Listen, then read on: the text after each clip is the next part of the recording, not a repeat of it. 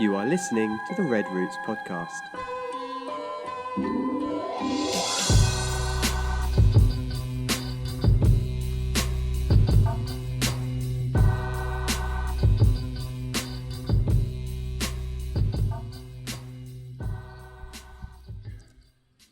Good morning. I didn't want to start like that, but it was stuck in my throat. Good morning. Good morning. Good morning. Everybody good today? Yep. Yes, thank you. Good. How are you? I'm good. Thank you. It's been a good last week, I guess. You have a good week? Yes. Good times. Yeah, everybody seems energized and happy this morning, so that's good news. So today is our 50th episode. Woo! That's crazy. Did you think we were going to make it to 50? I didn't know. Did you think we were going to make it to 50? No. Did just be straight up about it. When I was sitting at our dining room table on the first one, sitting there hovering, talking to myself. Everyone's for 15 tiptoeing minutes. around him so we don't make any noise. It's ridiculous. Anyways, yeah, when we started, I don't know. I just wanted to put out more content. Because, we always talk about how we're not big on, not big. We just don't, we've talked before in the podcast several times about how, there's that line of, bragging, but also, kind of selling people out, whatever. And so we just kind of avoided it. But then ultimately I've seen, the need for okay, well, people do support us and, the need to have more. So I just want to put out content. We can talk about what's going on. If people don't listen, they don't listen, but it's not my job to force people to listen. It's my job to put it out, and they can make the decision to listen and stuff like that. So, sorry that way. When people ask us, how's it going in Brazil? We know that we need to start, Yeah. letting people know how we're doing. Yeah. You guys have tigers there? We don't live in India, right? Bangladesh. So, yeah. So, anyways, it's been fun. I mean, obviously, 50 is only a year, so it's not the biggest thing ever. But, we've stuck to it. It's turned into a thing when you guys joined, and that made it a lot easier for me. And when you guys joined, because I'd already done with a few. Actually, I think we released 2 where I did it by myself, but I did 10 by myself, and no one, the other one just got erased. It just wasn't. Can I just say how amazing that is to sit there with a microphone and just talk for 20 minutes? It doesn't feel amazing. You give me that job, I'll be done in 20 seconds. It doesn't. Okay, well, you gotta plan your stuff out, right? And we didn't have video either. So if you look, I'm going through all these ideas and stuff like that I've tried to write down so that it's not 30 seconds. You know what I mean? But or I don't know. It was such a weird thing. Anyways, here we are now. We're here now. We're not by ourselves anymore. We don't have to. Simon has a following, apparently. Simon does have a following. Simon's a big part of why a lot of people tune into the podcast. That's just, that's a fact. But anyway, so what we wanted to do today is we wanted to do something different. And so we put out on Facebook, if people have questions, just anything about anything, then they can ask us. And we got some questions in the comments. We got a question in the inbox, or we got a couple questions in the inbox. So we're just going to answer questions today.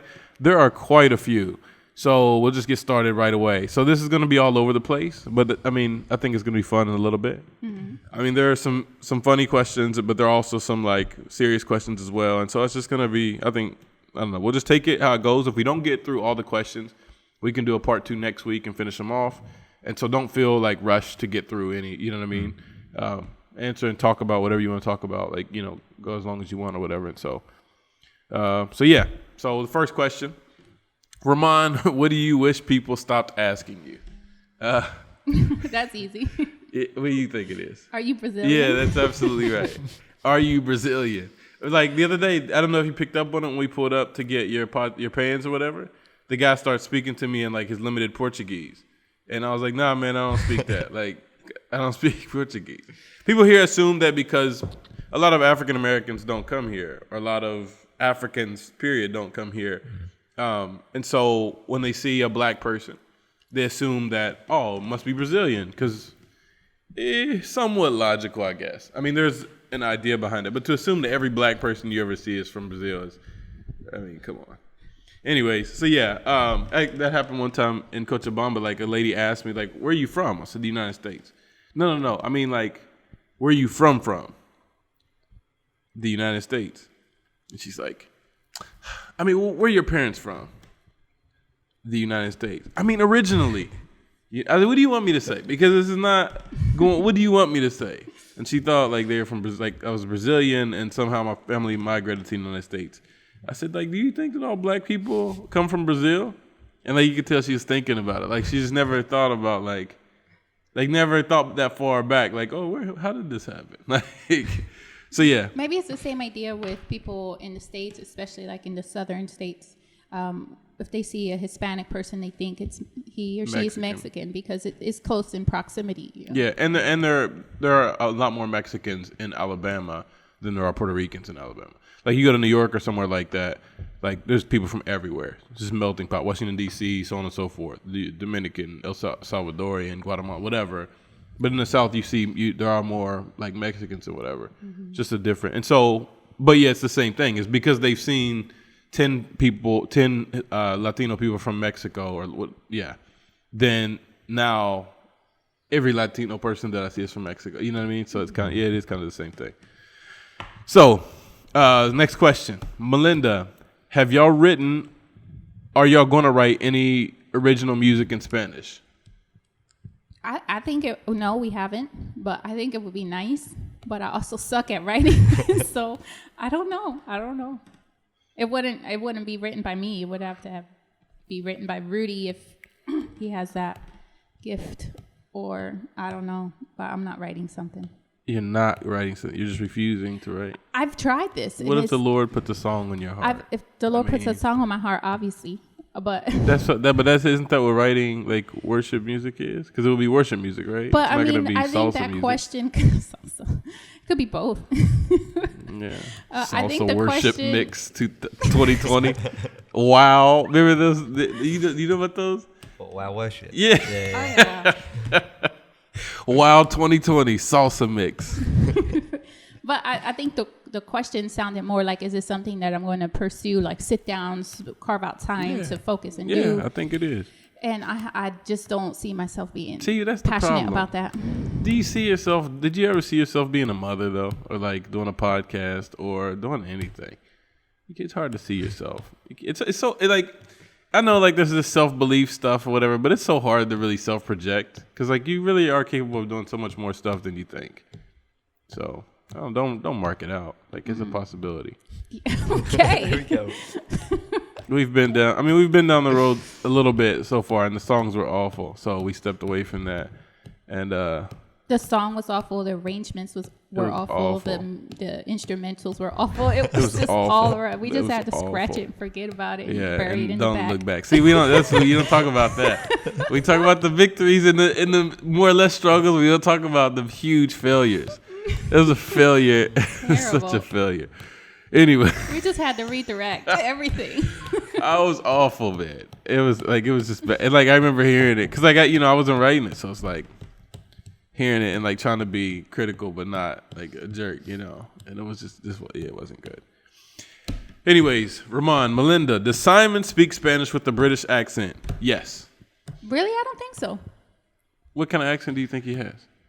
It just like disappears. It's just like I don't know, not a British. Like say agua. Agua.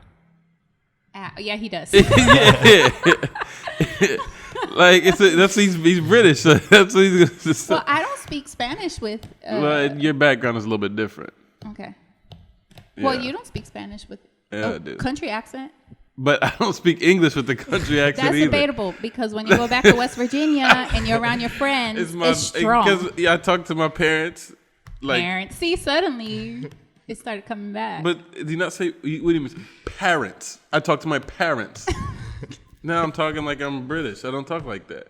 Like I don't have you don't talk Spanish with a country accent is what you just said. What sense does that make? Because sometimes in English you speak with a country accent. But there's no such thing as a country accent. Like there's like places with accents. Like he would have, I don't know, like a West Sussex or Northern England accent or whatever. There's not a country accent. There's a Southern accent. There's a, Appalachian accent. There's like different things. Appalachian. I've heard it both ways. Okay. So like I don't know what you're trying to say. Like anyway. But do you debate? You do hear that you speak with an Appalachian accent sometimes, right? That's where I'm from, of course. Okay. But Yeah. you told me you didn't have one. No, but because you said country accent, so I'm thinking like Well, I'm from the city, so anything that is not like you is wrong. it's country. No, Yeah. it's not wrong. It's country. So he speaks with a country no, accent. in the States. Oh, okay. So if you're from Wisconsin and you speak with a northern accent, then it's country. Oh no, you're right. That's different. Or California and you speak with a Cali accent, then it's country. I don't know what a Cali accent is. Oh Lord. Yeah. So the answer is yes.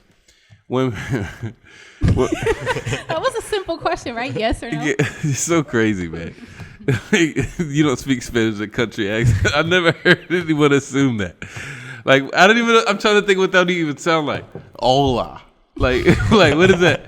Como estás? Like you have to try to do that. And so, anyways, when people start coming back to Bolivia in 2022, that's a good assumption, right? Can you let us know so we can ship them stuff to send to y'all? Yes, we absolutely can. Because there's another question that's connected to that. Somebody said, what's the best way? And we'll get to it in a second. What's the best way to get stuff to us if they want to send packages to us? And that's the best way is by people who are coming. It's just, like, there's so many issues with the mail. It's not trustworthy, but then there's like, what is the word? Corruption as well. So like, it's not guaranteed, but like, you can get a box, and then they're gonna try to charge you taxes and basically hold your box hostage. It's not a guarantee, and it's gotten better. I will say that coming into the country has gotten way better with the what is it called? Customs and stuff like that. Way more professional now. Way more. Back in the day, man, it was all like.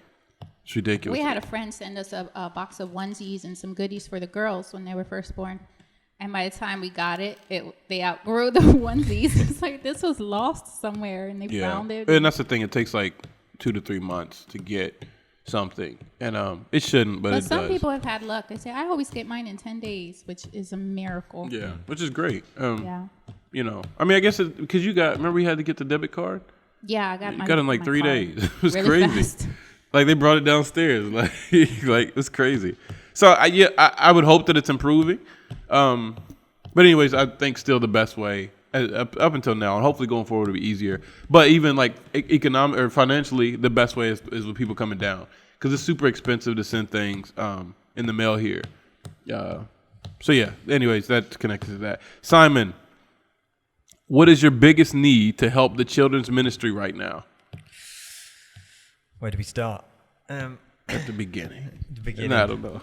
No, like on a practical scale, we need more leaders, just more help, more people who are able to step up and run things, take control of different ideas and go with different things. Working out logistics. Yeah, it's pretty difficult to just even know like how many kids are going to turn up one Sunday. The numbers just fluctuate. One week you have 25, the next you have 55, then you're back down to 50. So you can never really work out what your norm is. You don't really know what your limit is either because you're like, okay, how many kids do actually live in this neighborhood? It's almost impossible. I have no idea how many kids actually live A million. in our It's like a surrounding million. areas. Because I feel like every time I go out, I see a new kid just walking down the street, and I'm like, I've definitely never seen him before. Like, where do you live? Right here. I live right here. Yeah. I've lived here my whole life. 10 years. So, yeah, logistically, that's always difficult. Changing the mentality as well has been, something we started to do just before COVID hit. Changing the mentality from what people know and see as a normal Sunday school, and then what we actually are, because we can't do what a normal Sunday school does. And, that's something that I've had to adjust to. That's something that all the volunteers have had to adjust to. You all have a preconceived idea of what a Sunday school is and what a Sunday school looks like. Just with the kids that come to our church, we can't run it in that way. I'd say 80, maybe 90% of our kids come from non-Christian backgrounds. Yeah.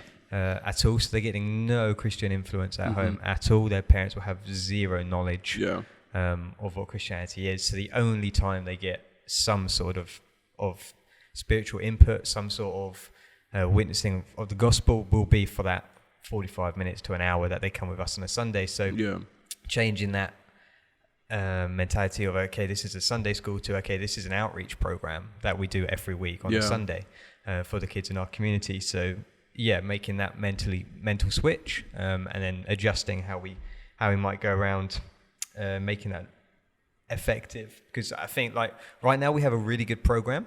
Like I'm really happy with the program that we've got. And it would be easy just to stop where we are and pat ourselves on the back and say, hey, look, we're doing a really fun program for 50, 60 kids. They come, they play games, they sing songs, and they all really enjoy it. But the difficulty now is taking it, okay, how can we take it to the next level? How can we share the gospel in a way that's going to impact these kids live in the 1 hour that we get with them a week? How are we going to be able to do that? How can we share it to them that's impactful? How can we share it to them in a way that's going to keep them on what I call the church ladder, so that we can move them through from the children's church to La Fabrica into Sunday church? How can we keep them? How can we move them on? How can we disciple them so that they grow up to be, positive people in this community, but also good disciples that are bearing fruit for the future as well? So that's the main challenge is, okay, how can we run this outreach program in a way that is going to impact these kids long term and not just be a yay, this is a fun program, you know? Because I full well know the majority of the kids come because they get a free breakfast at the start. We play games for half an hour, and then they actually really enjoy the songs. Like some kids don't like singing. Most of the kids that come here love the songs. They always want to do more, and so it's like I know that's what they're coming for. They're coming for those free things. So it's easy to stop there and go, well, that's good enough, but it's not the reason that we're doing it. That's one of the reasons. We want the kids to have fun, but the main reason we're doing it is because we want the gospel to impact the lives of these kids. Absolutely. So it's about reaching that next level. That's the main challenge, I think. And I think sometimes we sell ourselves short with that because, like you said, if everything's fun and kids are enjoying themselves, then we're like, well, job done. Yeah. And yes, but no, it's incomplete. You can't, again, as the church specifically and as believers, our end has to be the gospel. And whether it's with children or whatever, like there's some type of gospel seed that you can plant in these kids to be able to go home. And so I like that you said that. And just, taking it serious on that level and constantly remembering that the goal is the gospel. The goal isn't Babysitter's Club. The goal isn't just to, look how many, there's 100 kids and they all said they had fun, so it was a success, Well, no, we want to reach these kids with the gospel of Jesus Christ, Yeah, because the program fails if we have 100 kids that come on a Sunday and in 5 years' time, none of them are in the church, then we failed. Yeah. We've absolutely failed. We failed them, and we failed the calling that's been placed on us as a program, as a children's church. So, that we have to be looking at, okay, how can we make this to the next level? How can we share the gospel in an impactful way? It was. Go ahead. I was just gonna say it was a good time. Like when they what is it called? A grade out of the ministry. You look back and it was like, oh yeah, that was just a good time in our life. It was fun. Remember this? And you don't want it to be that. No. Or you gonna say sorry?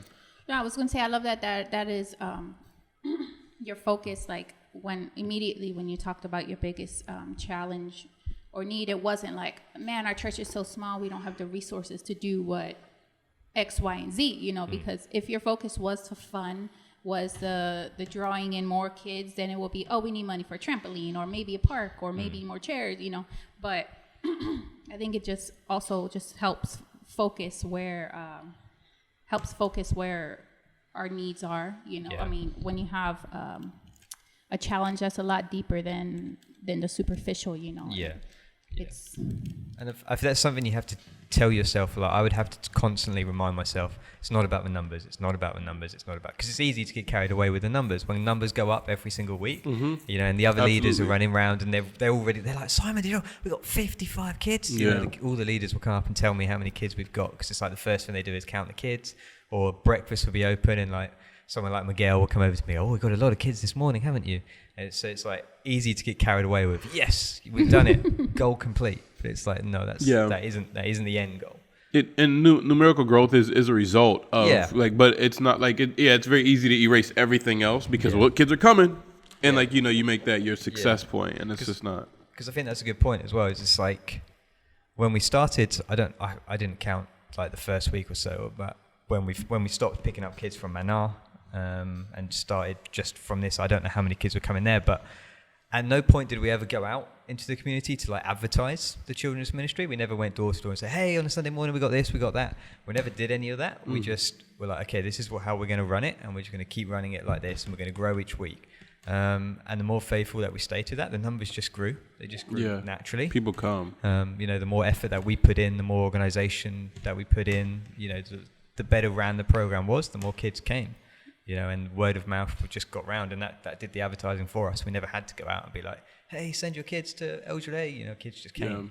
Yeah. And everything healthy grows, but everything that's growing isn't necessarily healthy. So like, which one should you focus on? If you focus on having a healthy organization, then it's going to grow, or program or whatever, it's going to grow. When maybe slower or faster than, it doesn't matter others, but it will grow.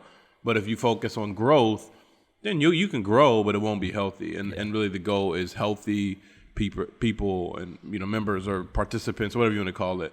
And so you focus on health, and that's what you guys did. Is you focused on healthy culture, like you were saying in the beginning, cultural change, developing a healthy culture of kids ministry and whatever, and it grows because healthy things grow. That's what they do. And so, yeah. Another one for Simon. Do you feel like missions is a big priority in the UK?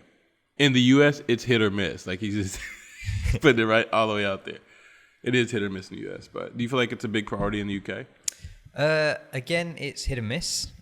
So actually, I reached out to a few different people when this question came through, because I didn't want to speak on behalf of the whole UK church without really knowing. So I thought, okay, I'll send a few messages around, and the responses that I got back were very much that it's hit or miss. So my experience in the UK church has been that most churches will support an overseas missionary, but you won't hear much about them until they return, like after 2 years for that, they come back for sabbatical or whatever you want to call it. They come back for 2 weeks, and then they get one Sunday morning slot to do a 35-minute presentation, and that's about all you hear from them for a couple of years or so.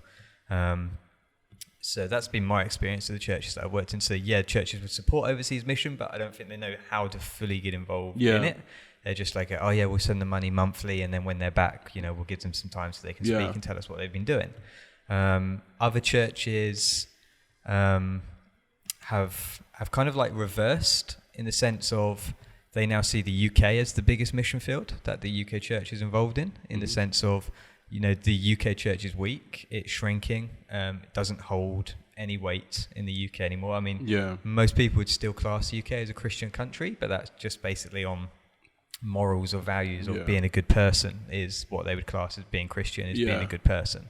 So it doesn't hold the same weight or the same power. So like in the US, for example, a politician might come out and claim to be Christian, so therefore they get the Christian vote, and that could help them win the election. You do that in the UK, you will lose the election. If you come out and say, oh yeah, I'm a Christian, you will lose votes and you won't win the election. How do we know that? Because it happened a few years ago. A nice guy came out, he was running for one of the parties, everyone liked him, they're like, oh, this guy seems okay. And then in one interview, they were like, hey, there's a rumor going around that you're Christian. And he was like, oh yeah, I'm Christian. Within 48 hours, he resigned because he couldn't handle everything that had been thrown at him. All the questions he suddenly had to answer, like, oh, that means you believe this. Oh, that means you hate these people. Oh, this means you do this. So, politics and Christianity don't mix. And so I think the UK church now has recentered its focus on, instead of overseas mission, and be like, okay, let's send missionaries out. The UK is very big on receiving missionaries now. People from China are coming a lot more into the UK and working with churches in the UK. And I think there's just a bigger community focus now from the UK church. So, and I think you get a split. Any church you go to, you get a split on where people see their views. But so again, I would say it's hit or miss. Yeah, that makes sense. That's an interesting. It's an interesting thing. But it goes back to the balance conversation we had a long time ago. It's like, called to both evangelism and missions. Evangelism is reaching people where you are. Missions is reaching people where you are. But I think it's hit or miss in the U.S. in the same sense that most people, not all, but most people aren't going to be thinking about missions. Throughout the week, it's just not something. Most people, not all. Again, it's just it's a different thing. We should do another episode about that. That's a big conversation. If you had to pick one album to listen to for the next year, what would it be? Or a musical artist if a single album is too difficult? Or you could do top 3 albums artists for Deserted Island. Hopefully it's not Desert Island, because then you just die really quick, right? Wait, is it called a Desert Island? Deserted. Wait, a desert island? Yeah. I think it is called that. A desert island, Yeah. Anyways. Wasn't that the name of a show? I don't know. No, Gilligan's Island was the name of the show. I'm looking at my phone right now to see like, okay, what do I want to listen to? I think there's music that you listen to based on your mood, and then there's music you listen to uplift your mood, you know. And I think one of those albums for me is Fred Hammond's Pages of Life. Both chapters 1 and 2. Oh, there's 2 chapters, It's timeless. right. It's just timeless. I can listen to it anytime. I know people who are not believers that listen to that album because it's just so good. Yeah. Gosh, you want the spiritual answer? Well, I can give a non-spiritual answer. The Miseducation of Lauryn Hill. It's also timeless. But that one, again, it doesn't put me in a mood. It's kind of like I'm just in a mood for like a chill album. So let me just listen to this. What is your? Because I'm still like kind of trying to. Are you gonna go for Wow Worship? yeah, but Wild Worship 2003 really hit the mark for me. I'm just kidding. You're gonna go for Kids Bop, aren't you? Yeah, maybe the new ones are all right. No, I'm such a moody listener. It would be torture for me to have to listen to one album for the next year. Even if I loved it, it would be torture.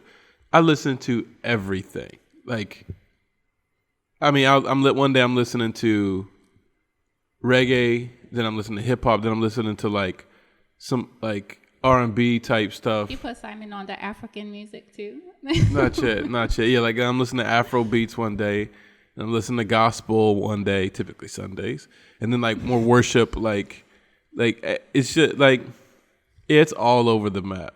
It's all. What I don't listen to much anymore is rock music. Can't say that I have ever listened to it. Yeah, you just listen to that. Dates another girl named Katie. Definitely made. How much longer? Yeah. I forgot that. Yeah. I'm gonna listen to it today now. I forgot what it is. What is it? Is this a Christian song? It's like yeah, but we were meant to live for so much more. It's a Switchfoot, isn't it? Yeah, it's like a popular. So I listen to like popular music now too. So like the radio, whatever's on. But I listen to like Spanish music too. I can't pick an album, man. Even if it's the greatest album of all time, I cannot listen to one album for all year. I cannot. No, I can't listen to one genre for one day, let alone because in the morning, if I'm in work mode, then I'm going like I may go like deep hip hop, like. I may do like The Roots or like Eshon Burgundy is a guy I listen to or something like that. But then like if I'm doing study music, I listen to a lot of lo-fi as well now because I'm studying and stuff, and so that's what plays. And I don't even know what that is. Yeah, so it's a new thing. That's young folks. I'm gonna ask Siri later. Alexa, sorry. She'll probably be like, I didn't understand your question.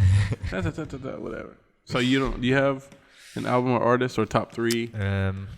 My top 3 albums, if I could only have 3 albums. Adele, Ed Sheeran, and no, I'm just kidding. You actually nailed the first 2. Yeah. I got that written. Where's my list? To prove Adele, I believe you. I'm just stereotyping you, and you fell right into the stereotype. Top albums. We got Adele, Adele 21, Ed Sheeran, Divide, Order. and then the Greatest Showman soundtrack. Really? That's, Yeah, I I haven't love. listened to The Greatest Showman. You guys, call me when this conversation. Is The But you have Greatest to Showman talk is a about movie. Hamilton too. It's a movie, The Greatest Showman. Yeah. Is it dancing?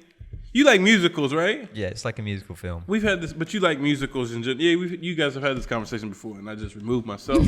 Don't like musicals. I don't know. It just, I know it's not supposed to be realistic. I'm fully aware of that. But like someone's about to beat you over the head with a brick, and you start singing, like it just, it annoys the heck out of me. Like I know that's the point. I get it, but it annoys the heck out of me. Like your wife is gonna divorce you and like bro, like no, like this is not. Or the West Side Story when they're like the two gangs are actually fighting and they're like dancing. The only time dancing was cool in a fight was in Michael Jackson. Was it Beat It or I'm Bad? I'm Bad. It's I'm Bad. Yeah, I'm He was bad. like doing a little lean in his white suit. No, that's Moonwalker. No. I'm Bad He is was when he. dun, dun, dun, dun, dun, dun, dun, dun, But he doesn't have a dun, white dun, suit dun, on, and I'm Bad. He has in Moonwalker he has a white suit. No, on. okay. Yeah, or Billie Jean or something. I don't know what you're talking about. It's dun, dun. What song is that? Dun, dun, dun, dun, dun, dun, Andy, are you okay? And are you That- okay? yeah. And they're like inside of a building and they're all dancing and he goes up with his hat tip like Smooth Criminal. That's yes, what it is. Yeah. Yeah. Yeah. Anyways, They I were forgot. fighting in that one too. Yeah, It was cool. yeah. That's the only one like that I've ever like. Oh, look at they're singing and dancing and fighting as gang members. This is perfect. I know on paper it doesn't make sense, but it made sense. What But if heaven is like that? people fighing No, as no, gang no, members no. They're and singing and living. and that's not that's not gonna be heaven. I'm not getting into that as a trick, and that's not gonna be heaven. Heaven is not gonna be a live musical. That's not what it's Could gonna you be. imagine? No, that's a place, but it's not heaven. Jalen is so your daughter because we were watching a musical one time and she's like, I mean, it's okay, but why do they have to sing everything? It's annoying. Because it is annoying. It hurt my feelings.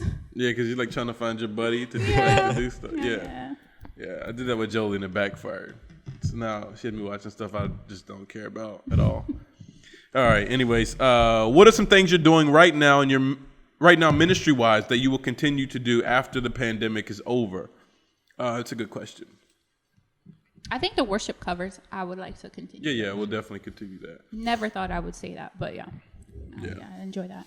But you, I don't really know, to be honest. I think it depends how much time allows. When everything was before COVID, my time schedule was already pretty packed. So to fit in things that we're doing now as well will require some reorganization. yeah. I mean, I enjoy what we do now, writing devotionals and things like that. I enjoy that work, but how realistic that is to be able to put out a deep 10-page or 10-day devotional, I don't know. I'd like to think I'd be able to fit it in, but I don't know if I'd be able to give it the time and the effort that it would need on top of everything else. Because there are other areas that I want to grow in and develop, like leadership skills, preaching skills and stuff like that, which to, again, add into timetable. So Yeah, you could do it. It just would take longer. Yeah, for you sure. know. And that's the reality of going back. It's going to take longer to do stuff. I think, I think almost. I'm trying to think. What new have we picked up during the The pandemic? TikTok videos. Oh yeah, we're TikTokers now. Yeah, that'll continue. I Yeah. mean, because honestly, that's not. We just take clips of other stuff that we do and we put it on TikTok. I like what you and Rudy do. The podcast, the church podcast church thing, podcast, video yeah. podcast, whatever you want to call it. Yeah, I understand if you can't continue to do the Sunday, the videos Oh, that you we'll, do. 'cause- yeah, we'll do it, but it'll be different. It'll be like basically a summary of whatever we talked about Sunday morning. And so it's going to look a lot different now. It's like more of a devotional. It's going to be like right after service, and like we just talked about this yesterday. And so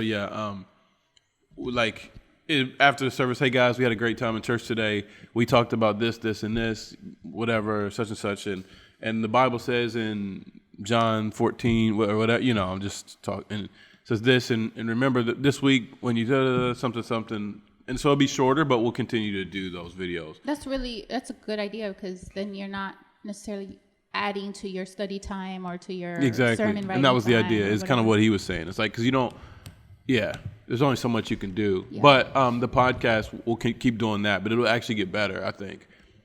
Because we'll be able to have people on, like visitors and guests and, whatever, and just different stuff like that. And so, so I think that'll get better. We'll keep doing that. Well, we're going to keep doing audio Bible stuff, but again, it is a day consuming or like an afternoon or morning but it's not time consuming throughout the week. But again, we will have more people to be able to read and do those things.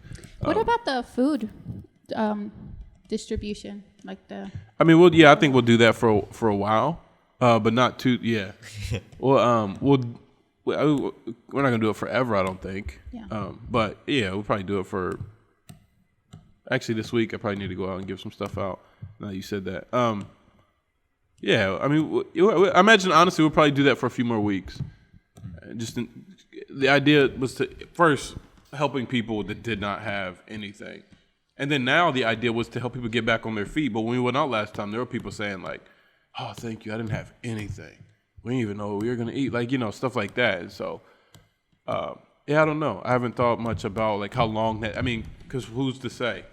How long does that need to go on and stuff? But I always like the idea of the church being a place people can come to can go to when they are in need, you know. And so like I like the idea of having stuff in case, you know, someone does say, hey, you know, I just, you know, adopted my granddaughter or whatever, and we need baby clothes or we need food, you know, like a pantry type thing. Like a pantry. Yeah. I like we've talked about that idea before, but it takes a lot of organization, a lot of work, and then obviously it takes money and stuff too.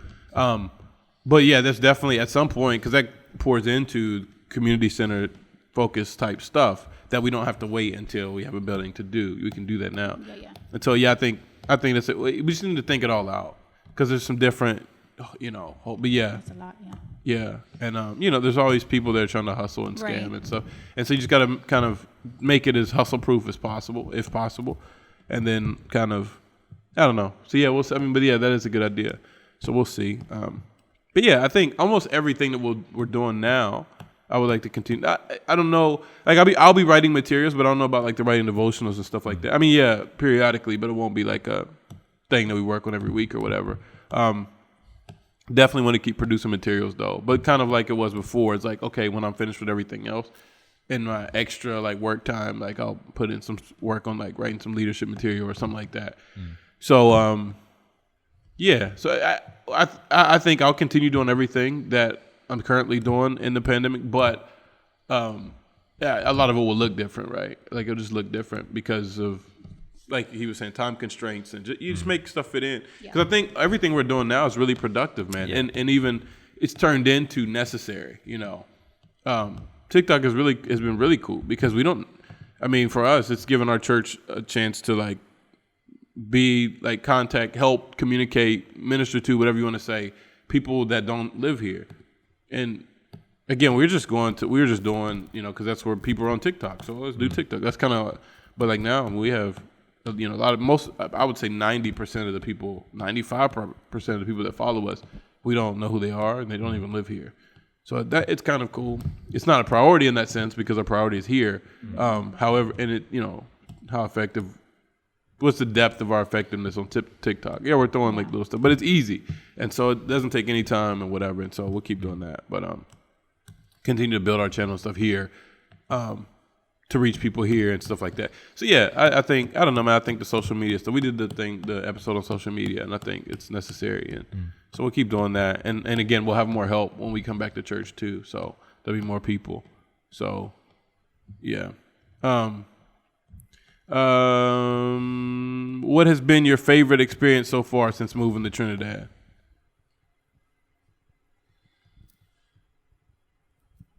Hop in there, anybody. I mean, you're talking, so go ahead.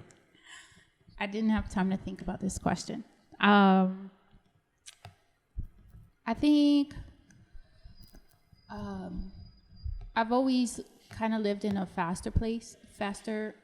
I grew up in a faster paced place. And so going to Cochabamba, it kind of slowed my life down a lot. And then it was like extra slowed down when we moved here.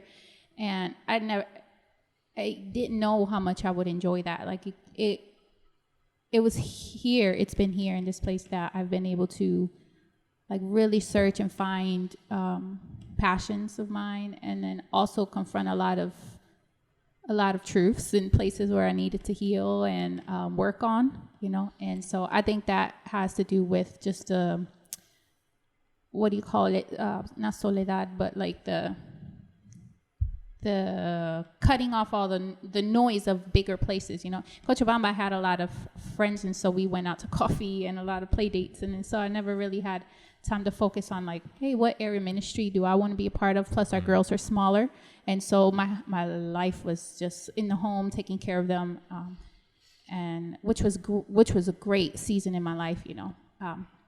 But here it's transitioned because they're a lot more independent. They go to school, they're playing with their friends in the street or our neighbors, which it's another thing that I love that they weren't able to do where we lived before. And so I would just say that just the calmness and the peacefulness of it all is something. The rhythm of life. Yeah, the slower rhythm of life is something that I've really, really enjoyed.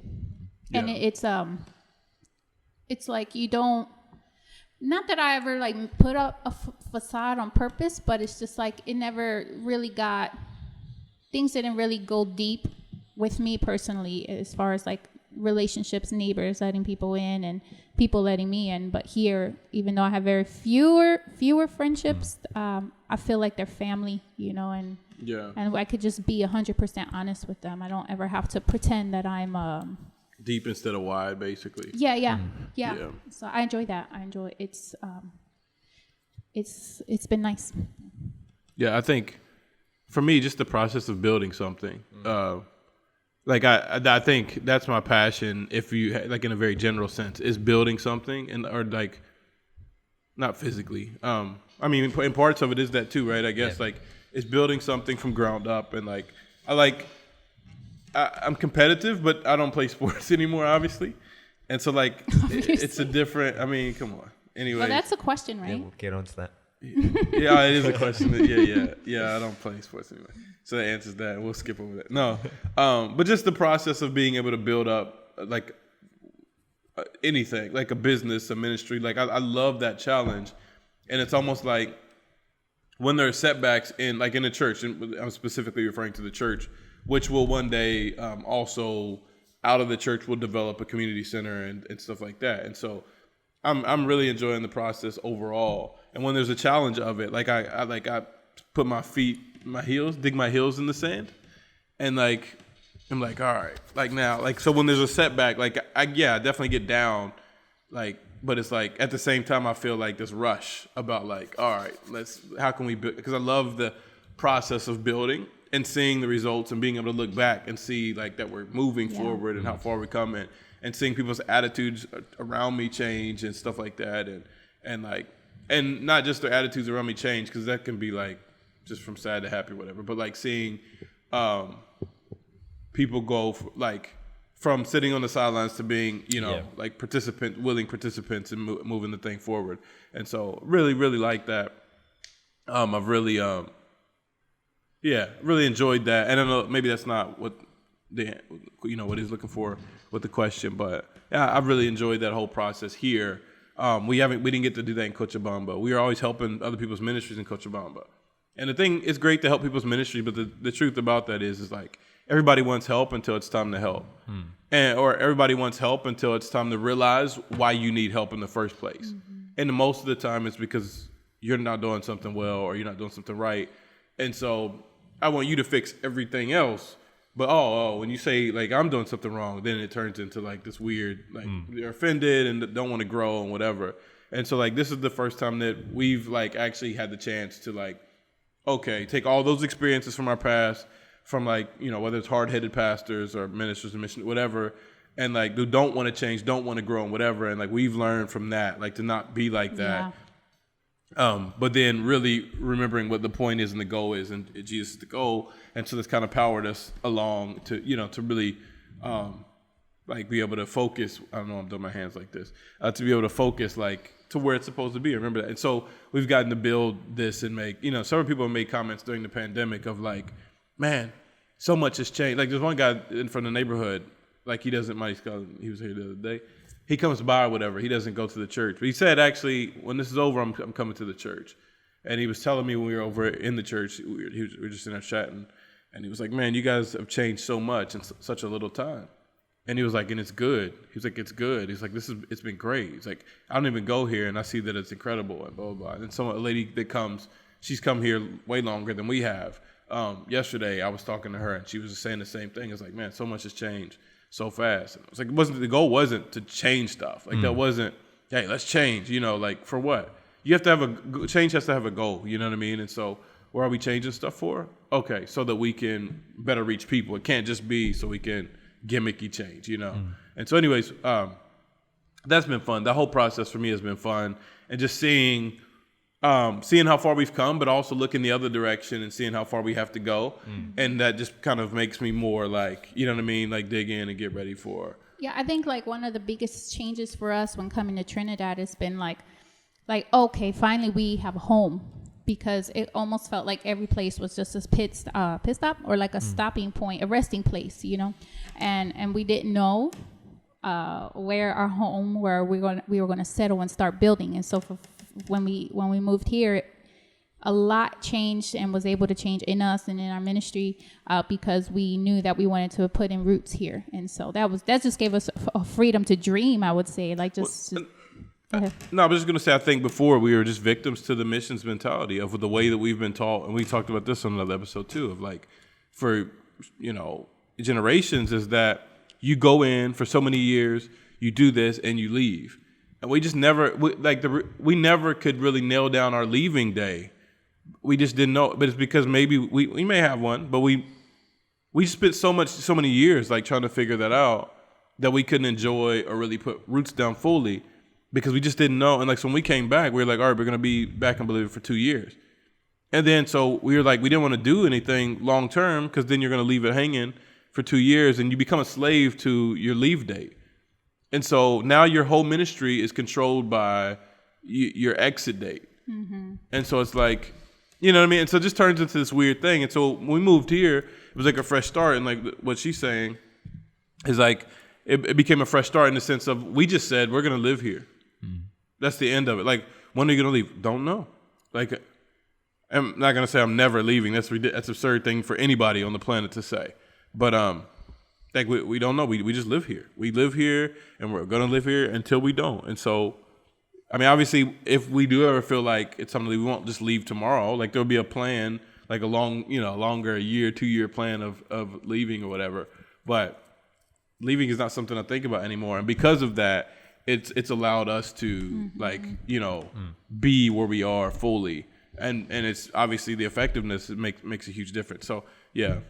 Anyways, so what about you? What has been your favorite experience so far? I think just being part of a community, like really feeling part of a community as well. From the small things of going out and seeing people that you recognize constantly, waving to the same people every day, wherever you see them in the streets or coming out of the house or further downtown or something. Just recognizing those people and feeling part of a place, feeling part of a project. Similar to what you were saying, being part of something that you can see is going somewhere, that's heading in a direction that's being led and that people are joining and wanting to be part of all the time. Just being part of a community feel, whether it's a community of where we live, like with the neighbours, being really friendly and things, just like small things.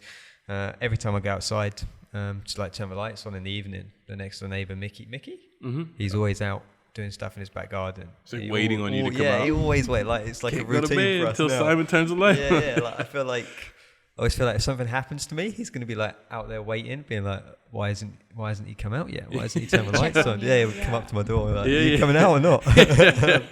These lights are still off and it's dark outside. But, it's like small things like that, but and like being part of like different football teams, being invited to different things as well. It just makes, like again, like you were saying, makes you feel like you're part of something, that you can settle roots here, that you can set up a home here. So yeah, that's what I've enjoyed. Yeah. There's a follow up to that. What's been a high point and a low point, either personally, ministry wise, etc. Here in Trinidad? I mean, I think. High point is pretty much what I just said. Like, this it's not been a moment, I don't think. Has there? I think the whole process has been like overall it's been a high point for me. Low point was, like, I'll be honest with you, it's not the answer that people. Low point for me was realizing that I need to be involved in the church. Now it's different now in this church specifically. I wanted to come and participate and be a part, but I didn't want to be a part of leadership. I didn't want to be involved in leadership at all. And it was this weird thing. It wasn't really a low point. I just felt like a low point. Like, cause I didn't want to do that. I didn't want to go back to working in churches. Like, there's so much stuff that happened in the past. I was just done with like, I wanted to work in the community and let the church, I'll be a part of the church. I'll give offerings. I'll help clean up, whatever, good little church member, but I did not want to be a part of church leadership. I wanted to kind of just let church leadership be. And so there was a long process there we can talk about another time, but of me like kind of being convicted, I guess, and coming back around to, working in church leadership. But it was a low point for me initially, and I kind of wrestled with it. It sounds so silly now, it wasn't a low point, like I can't explain it. Like, it wasn't like depressing and like it wasn't that. It just was like, I just didn't feel good. Like I was sad. Like I didn't want to do that. It was like, it felt like when God told Jonah to go to Nineveh. You know what I mean? It kind of felt like that. And he's like, like that's probably a low point of his life. And then he got ate by the fish. And so that's the lower point. But that was because he, you know what I mean, the Nineveh thing. Like, and he goes eventually and he's mad. And then, or he finishes and people will come to, you know, they, whatever. And they start worshiping God or whatever. And he's still upset about it. But I think he's still like holding it against God. Like, well, if you wouldn't have, you know, like if God would have never sent me to Nineveh in the first place, then I couldn't have been in disobedience by going here. And I wouldn't have gotten eaten by the fish and died in the fish's belly. That's another conversation. Gotta point that out. Anyways, but yeah, and so on and so forth. So yeah, for me, it's weird and it seems like petty and childish, but it was somewhat of a low point for me of just realizing that I wasn't going to get to do what I thought I wanted to do. And in the timing that you wanted to do. Yeah, in the timing that I wanted to. You're still going to get to do. Well, but my want has changed. It's like when people say that God gives you the desires of your heart. I believe that God gives you the actual desire. He doesn't give you what your heart desires. He gives you the desires of your heart. And so for me, it was like my heart desired one thing, which was a good thing. But he's like, no, I'm going to change that desire through this weird process of what you think you don't want to do. But I'm going to push you and convict you into doing it. And once you get into it, then you're going to realize you want to do this. That was so frustrating because I think anybody who knows you knew that this is where God was going to give you a platform doing this. Like, this is where God was going to lead you. Doesn't matter. I just didn't want to do it. You know what I mean? I know, but it was just like, just come on already. Like, stop it. It's like I walk with a limp because I've been wrestling with the Holy Ghost. It's like, stop it. Just stop fighting it. Yeah. Even I talked to your mom about it too. And I was like, she knew it. You know, everybody that's remotely close to you just sees this, I guess you would say, like, leadership, church leadership, pastoral role in you. But you fought that for years. Yeah, I enjoy it. You still fight it. Yeah, I fight the titles and the names and all that because it's not what it is. And also I want to be respectful too. But like at the same time, like, yeah, I enjoy I just enjoy the process. It's fun and getting to help people and getting to reach people and getting to be myself in the process it's really cool, you know. Yeah. So yeah. So high point, low point for you guys. High point that links into with what I said, being part of a community. Probably when like you stop becoming someone's, or stop. How do I phrase this? When you stop becoming known as someone's friend, in the sense of, oh, that's Rudy's friend, or oh, that's Ramon's friend, but actually you just become, oh, that's Simon. That's I think that was a high point for me. Like when, so like example, I go to play football with Rudy on Sunday afternoons with a bunch of his mates and things like that. And obviously I was only invited because I'm friends with Rudy. Like I didn't know any of the other guys there. So you go along, but you always feel like, okay, you're not really part of this group yet. Like I'm only here because Rudy invites me to be here, and everyone else only accepts me because they accept Rudy, and because I'm friends with Rudy, I'm therefore accepted. And so when that process ends and you feel like, okay, now I am actually part of this group. Now I'm like, if Rudy doesn't go, it doesn't matter anymore. I still go, you know, and it's fine. Just like that, reaching that point of, okay, yeah, no, I'm accepted for Simon now, rather than just, oh, that's the guy that tags along to everything. Yeah. I think that's like when you reach that point, it's always really nice. Just helps you to settle a lot quicker as well, knowing that, okay, you know, I do have friends here. I am part of stuff here. I am invited to things here. Yeah. So that's always a nice moment to reach. Yeah, for sure. Low point, don't really know, to be honest. You get ups and downs. Pandemic. All the way through. The beginning of the pandemic will be the biggest low point. Yeah, that was actually a low point, I think, too. But I think that's for everybody. So that's has nothing to do with where we live and stuff. It's just been. Yeah. What about you? Guess a high point. What was the question? What was the high point and low point for you, either personally, ministry wise, whatever, since we've lived here? Okay. I'd say a high point would be just that because like I mentioned, the girls have become a lot more independent. I was able to kind of focus a lot of time on like direction and what I wanted to focus a little bit more on.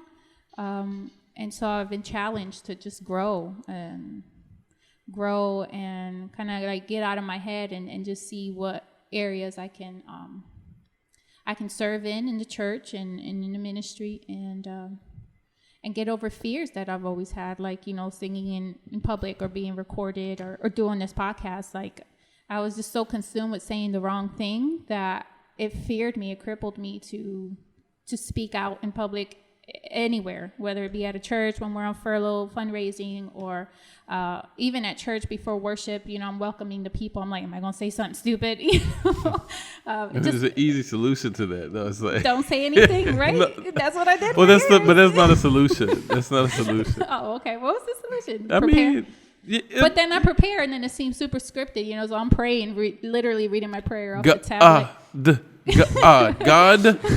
I don't read like that. No, I'm just saying, like when the girls. Oh gosh, that's torture. It was torture. They've gotten better. Yeah, they're better now. But just that would be a high point that I was just challenged to grow in personally and to consider doing things that I would have never considered doing before. Low point would be just that, like learning and growing and stretching makes you reflect on your inabilities and your weaknesses, and so facing those is also a challenge that I don't like. I don't know anybody likes it, but specifically me, I hate it. And so that would be a low one. Yeah. That's fair. I mean, apart from obviously the pandemic and all of this stuff. But. Yeah, that's been tough on everybody, I think. For those that have followed you and Melinda for a while, what are some of the biggest differences between living in Cochabamba and Trinidad? Between living in Cochabamba and Trinidad, that's a good point of the question. Because there's differences in the city, but living here is different. I think riding motorcycles and just our living situation. Like, we don't have walls around our house. At some point, that's probably going to be a necessity, but it's not yet. Just living here is just a lot different. We're so much more in touch with our neighborhood and community here than we were able to be in Cochabamba. Because in Cochabamba, it's more of a city. This is a city, but it's more like it's a bigger city, I guess. It's like a city built up in neighborhoods. Yeah. It's more crowded. Small neighborhoods plastered together. Yeah. And so everybody has walls and stuff around their house and stuff like that. And you can go knock on your neighbor's door, but it's just different. You don't see people out and about, and you'll see people walking around the neighborhood. You know what I mean? And like, you're not just casually strolling around your neighborhood, because your neighborhood is smack in the city. And so it's like, where's your neighborhood begin and end? And you don't really have that. As to where here, it's, we are huge. In case you haven't noticed, we are huge neighborhood people. Like, we are, we feel like the church should be one of the most influential institutions or places or group of people in our neighborhood. And so, we kind of go about it that way and building relationships. So it's been, it's much easier to build relationships, not with just people you go to church with here. Because in Cochabamba, like most places, I think those are your closest friends, people you go to church with, which it should be, because we're believers and stuff like that. However, here, we can have relationships with other people too, just, again, neighbors and stuff like that, which, obviously in turn you will share the gospel and stuff like that. But, you're able to enjoy your neighbors and stuff, and like just more of a community feel, and, our living situation here. And, we live close to, we live literally right across the street from this office. I mean, I can throw a rock. If there's a window closed, I can throw a rock easily and hit my house. And, Simon lives in the same building as this. And so, so I think even for you, that's probably a high point. I mean, I guess sometimes it'd be like, you wish you could move around more, but just the convenience of that. And so our house and our ministry office and our church all being right here in the middle of this neighborhood is super, super beneficial and way different than anything we ever lived in Cochabamba or anywhere else. Yeah. Just not just convenience, but like effectiveness. Everything's geared towards the same neighborhood without having to drive over there and see what happened today. Like, we were here, you know what I mean? We were here when the dude tried to steal the lady's purse and drove and wrecked his motorcycle right there because the road is unpaved and messed up, and he didn't know. Dude stole a purse and was trying to get away on a motorcycle with his friend, and the lady's chasing him on a taxi. and our road is just horrendous. If you don't know it, you're gonna bust. A motorcycle taxi. Yeah. Sorry, motorcycle taxi. And so he drives through, and they wipe out. Can we just talk about how great that motorcycle taxi driver was? No, he wasn't. No, he wasn't. That dude, he was not trying to catch them. Well, he wasn't. No, I was like, no. If I hopped on a motorcycle, if somebody hopped on my motorcycle, said chase that guy, he just sold They're gonna my pay purse. you. They're gonna pay you. They're gonna do he wasn't trying to catch him. He was going slow. Yeah, I didn't see it, no, so he wasn't trying to catch I him. just imagine him as his hero. He was like keeping up, but he didn't. I mean, because what's he gonna do? It's him and the lady, and there's two younger guys. Well, he probably knew our road too. Nah, he didn't know. Probably knew he ain't want to go down it, because he was driving all slow, and he had a bigger motorcycle. He could have caught them easily. And so he was. That's another conversation for another day. But anyways, just the community events that we're involved in, man. All this, there's so much crazy stuff that happens and stuff, and we're able to be here and be involved in it, and not in a record it and put it on YouTube way, but ministry wise, and on personal level, we have relationships with all. So it's way different in that way for me, the living situation here than in Cochabamba. Just closer. I got a message at 2 a.m. saying, "Hey, there's a huge anteater in your backyard." Giant anteater. A giant. Oh, it was a huge giant anteater, but that's a double. It's literally called a giant anteater. Oh, really? Yeah. I was like, why are you being so specific No, about me using huge? No, it's called a giant anteater. Okay. Because there's an anteater and then there's a giant anteater. That makes more sense. And the giant anteater is obviously the big one that we see. Yeah. At 2 a.m, and Ramon goes out there and he's like, our neighbors. No, whoa. Ramon doesn't go out there. Ramon was sleeping. So was Melinda. So how did Ramon wake up? Anyway, Did the anteater, they make noise? I'm just saying that it was a community event at 2 a.m. That thing is out here all the time. We just don't see it. But yeah. So go ahead. I remember when we lived in Cochabamba, reading a book called The Art of Neighboring, and I knew that I obviously chose it because I didn't know many of my neighbors, and I just kind of wanted to focus more on community and loving the people who literally, Jesus says to love your neighbor, just taking that very literal. I don't even know my neighbors. And one of the exercises in there was there was a map, and it said draw your house, and then I want you to name your neighbors, the three in front of, the one on your left, one on your right, and one right in front of you, and then the one behind, and behind you to the left, behind you to the right. I couldn't name any of them. I didn't know any of my neighbors by name. I just kind of whenever we walked up to our gate and I unlocked it, I would see someone just kind of wave and say, "Hey, good morning," which is just customary. Yeah. In Cochabamba, you just greet everyone. That's just a very friendly Do you? culture. Anyways. I mean, ever since I got there, everyone's like, "Buen dia, buenos dias," but that's it, right? And so you kind of have the illusion that you know your neighbors just because you speak a very basic, "Hey, good morning," and that's it. But when I did that, I was like, "Oh man, how do I even love them if I don't even know their names?" And so that was a very, very real realization for me. But here, like you were saying, it's so much easier. We literally know all of our neighbors in those directions. You know more people because you get out more. I don't ever pretty much go 2-block radius. That's about it. But I don't I talk to all these people, but I don't know everybody's name. So I have the references for them. So there's Miguel and Ruth, and then Carlos and Carla who live there, and then there's Iber and Mariela who live across the street from them, and there's Efrain and wife. Don't know her name. Jenny. Are you serious? Hey, Efrain and Jenny, learn something new every day. And then there's the nurse lady that lives next to them. Laura. Is her name? Laura. When we had dengue, she came and put an IV. There's a question in here about do we have any crazy stories? Yeah, there's a lot. But anyway, yeah. So but I see these people all the time. So yeah, I didn't know her name. You know more people than me.